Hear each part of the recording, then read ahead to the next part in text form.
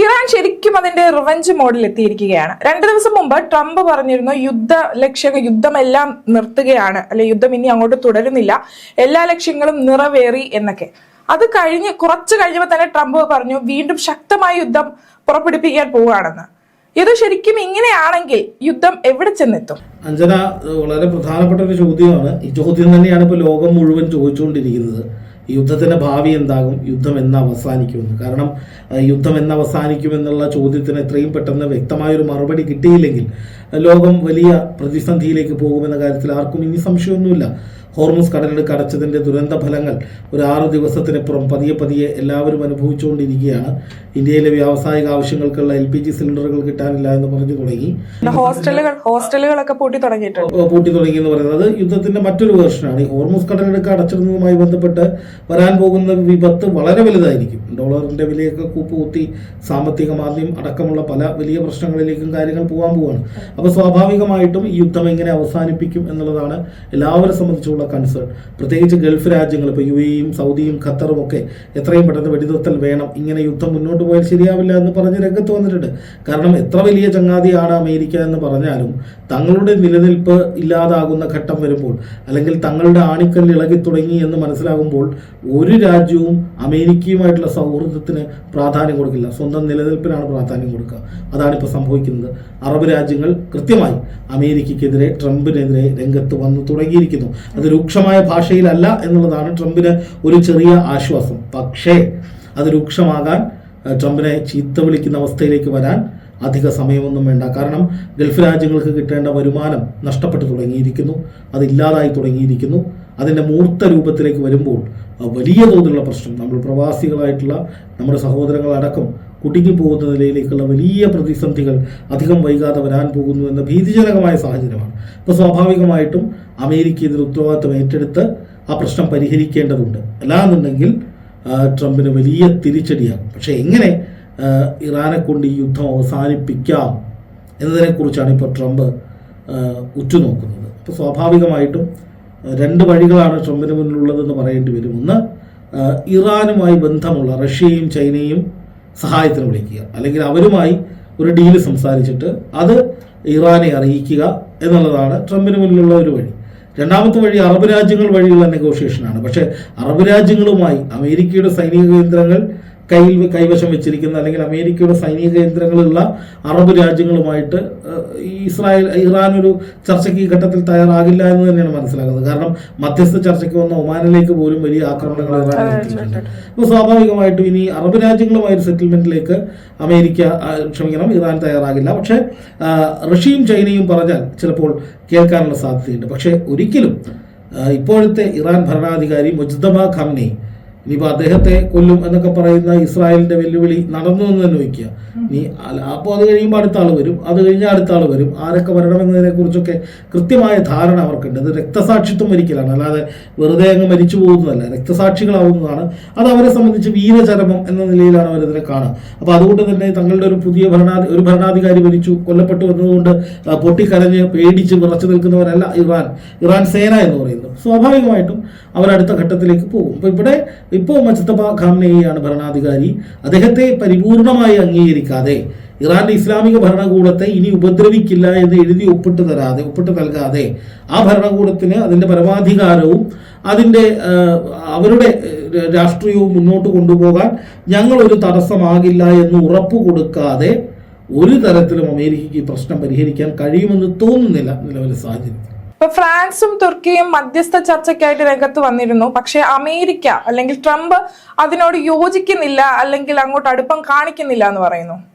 അഞ്ജന, അതിൽ ഏറ്റവും പ്രധാനപ്പെട്ട കാര്യം ആർക്ക് സമാധാനം കണ്ടെത്താൻ കഴിയും, ഈ യുദ്ധം ഇല്ലാതാക്കാൻ ആർക്ക് കഴിയുമെന്ന ചോദ്യമാണ് ഇപ്പോൾ ലോകം പരസ്പരം ചോദിക്കുന്നത്. അറബ് രാജ്യങ്ങൾ അമേരിക്കയോട് സമ്മർദ്ദം ചെലുത്തി ഇപ്പോൾ അമേരിക്ക പതുക്കെ യുദ്ധത്തിൽ നിന്ന് അയ്യുന്നു എന്ന് വിചാരിക്കുക, ഇറാൻ സമ്മതിക്കില്ല. ഇനി ഇറാനോട് റഷ്യയും ചൈനയും വഴി ചർച്ച നടത്താൻ അമേരിക്ക പറഞ്ഞാൽ തന്നെ, അപ്പോൾ റഷ്യയും ചൈനയും ചർച്ച നടത്തി, അത് റഷ്യൻ പ്രസിഡന്റ് വ്ളാഡിമിർ പുടിനും നെതന്യാഹുവും തമ്മിൽ ഫോണിൽ സംസാരിച്ചതിന് ശേഷമാണ് ഈ പറയുന്ന റഷ്യയും ചൈനയും ആശയവിനിമയം നടത്തി ഇവരുമായിട്ട് സംസാരിച്ചത്. പക്ഷെ അവിടെ ഒരു പ്രശ്നമുള്ളത് എന്താണെന്ന് വെച്ചാൽ, ഇറാൻ ഇനി മുന്നോട്ട് വയ്ക്കുന്ന ഉപാധികൾ, ഞങ്ങൾ യുദ്ധം നിർത്തണമെങ്കിൽ ഞങ്ങൾക്ക് കുറേ കാര്യങ്ങൾ അംഗീകരിക്കേണ്ടതുണ്ട് എന്ന് പറഞ്ഞുകൊണ്ട് ഒരുപാട്, അതായത് ട്രംപിനെ വട്ടപൂജ്യമാക്കി കളയുന്ന വിധത്തിലുള്ള കടുത്ത നിബന്ധനകൾ. ട്രംപിന് ആത്മാഭിമാനം ഉണ്ടെങ്കിൽ ട്രംപ് ആത്മഹത്യ ചെയ്യേണ്ടി വരുന്ന വിധത്തിലേക്കുള്ള കടുത്ത ഉപാധികൾ ഇറാൻ മുന്നോട്ട് വെക്കുക തന്നെ ചെയ്യും. കാരണം ഇത് ഇറാന്റെ കൺട്രോളിലേക്ക് വന്നിരിക്കുന്നു എന്നുള്ളത് ഒരു യാഥാർത്ഥ്യമാണ്. ഏറ്റവും ഒടുവിൽ ഉത്തര കൊറിയയും വന്നിട്ട് പറയാണ് അമേരിക്കയും ഇസ്രായേലും ചെയ്യുന്നത് തോന്നിവാസമാണ്, ഞങ്ങൾ ഇറാനൊപ്പം നിൽക്കുമെന്ന്. ഉത്തര കൊറിയയൊക്കെ ഈ യുദ്ധത്തിലേക്ക് ഇറങ്ങിയുള്ള ഒരു അവസ്ഥ ആലോചിച്ച് നോക്ക്. ആണവായുധം അട്ടിയാക്കി വെച്ചിരിക്കുന്ന രാജ്യമാണ്.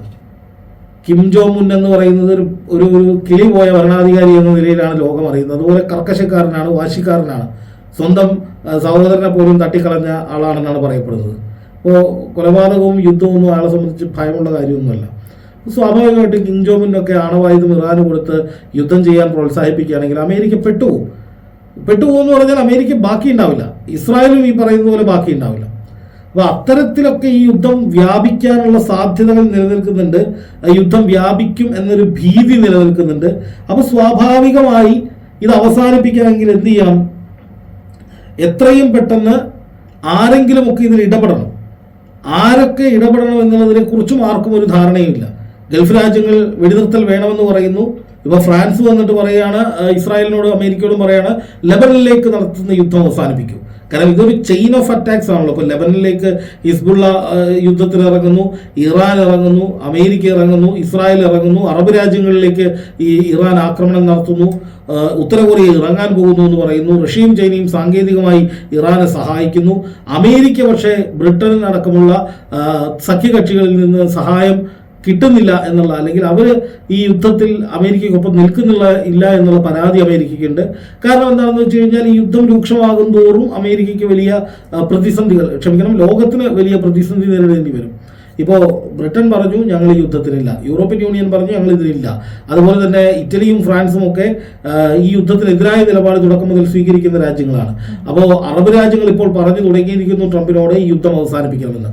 പക്ഷേ ട്രംപ് വിചാരിച്ചാൽ ഇനി എന്ത് പുല്ല് നടക്കാനാണ്? അതാണ് ചോദ്യം. കൈവിട്ടു പോയി എന്നുള്ള വാക്കാണ് അതിൽ ഏറ്റവും പ്രധാനം.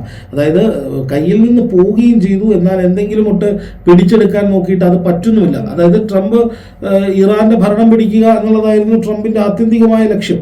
പക്ഷേ അത് നടക്കില്ല എന്ന് ഏറെക്കുറെ ഇപ്പോൾ ഉറപ്പായിരിക്കുന്നു.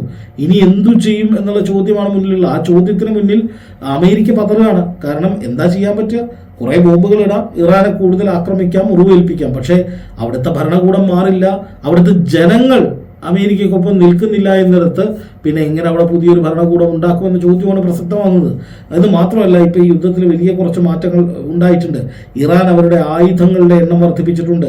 2 ടൺ വരെ പേലോടുള്ള മിസൈലുകൾ, അതായത് 2 ടൺ സ്ഫോടക വസ്തുക്കൾ വരെ വഹിക്കാൻ ശേഷിയുള്ള പുതിയ മിസൈലുകൾ അവതരിപ്പിക്കുകയാണ്. 1 ടൺ മുതൽ 2 ടൺ വരെയുള്ള സ്ഫോടക വസ്തുക്കൾ ഇനി ഈ മിസൈലുകൾ കൊണ്ടുപോകും. അതുപോലെ തന്നെ കൂടുതൽ വേഗത്തിൽ ദൂരത്തിൽ സഞ്ചരിക്കുന്ന മിസൈലുകളുടെ ശ്രേണി പുറത്തിറക്കുകയാണ്. അതുപോലെ മുജ്തബ ഖാംനെയി ശക്തമായ നിലപാടെടുത്തുകൊണ്ട്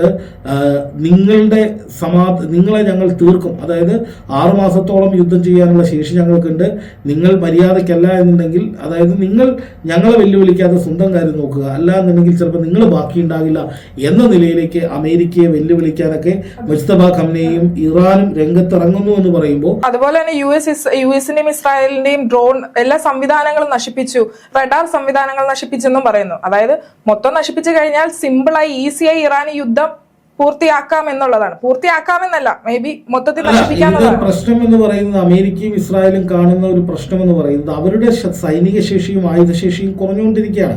അമേരിക്ക കഴിഞ്ഞ മണിക്കൂറിൽ അവിടുത്തെ ആയുധ നിർമ്മാണ കമ്പനികൾക്ക് അവരുടെ പ്രൊഡക്ടിവിറ്റി ഏതാണ്ട് 4 ഇരട്ടിയായിട്ട് വർദ്ധിപ്പിച്ചോളാൻ പറഞ്ഞു. ഇതിന്റെ കാര്യം ആയുധങ്ങൾ തീർന്നുകൊണ്ടിരിക്കുകയാണ്, എത്രയും പെട്ടെന്ന് പുതിയ ആയുധങ്ങൾ കൊണ്ടുവരണം. പക്ഷെ ഇറാനെ സംബന്ധിച്ച് അവർക്ക് ഒരു പേടിയുമില്ല. ആയുധങ്ങളുമായി ബന്ധപ്പെട്ട് അവർ ഒരു തരത്തിലുള്ള ഭയപ്പാടും പ്രകടിപ്പിച്ചിട്ടില്ല. കാരണം 10,000കണക്കിന് മിസൈലുകൾ ഉൾക്കൊള്ളുന്ന മിസൈൽ നഗരങ്ങളുടെ ദൃശ്യങ്ങൾ 48 മണിക്കൂറുകൾ മുൻപ് അവർ പുറത്തുവിട്ടു. ആ മിസൈലുകൾ മുഴുവൻ തീരണമെങ്കിൽ ഒരുപാട് കാലം യുദ്ധം ചെയ്യേണ്ടി വരുമെന്ന് സാമാന്യ ബുദ്ധിയുള്ള ആളുകൾക്ക് മനസ്സിലാവും. കാരണം അത്രയധികം മിസൈലുകളുടെ ശ്രേണി അവർക്കുണ്ട്. അത് മാത്രമല്ല, അത് ഭൂഗർഭ സിറ്റികളിലാണ്.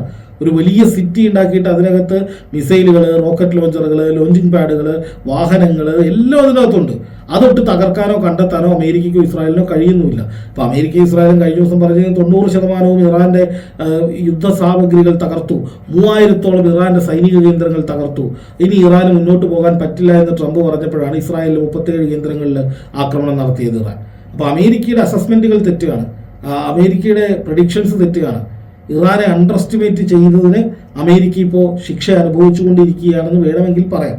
എന്തായാലും ഇസ്രായേലിന്റെ മന്ത്രി ബെൻ ഗിയറും നെതന്യാഹുവിന്റെ സഹോദരനും ഒക്കെ കൊല്ലപ്പെട്ടു എന്ന വാർത്തകൾ ഇറാനിയൻ മാധ്യമങ്ങൾ കൊടുക്കുന്നുണ്ട്.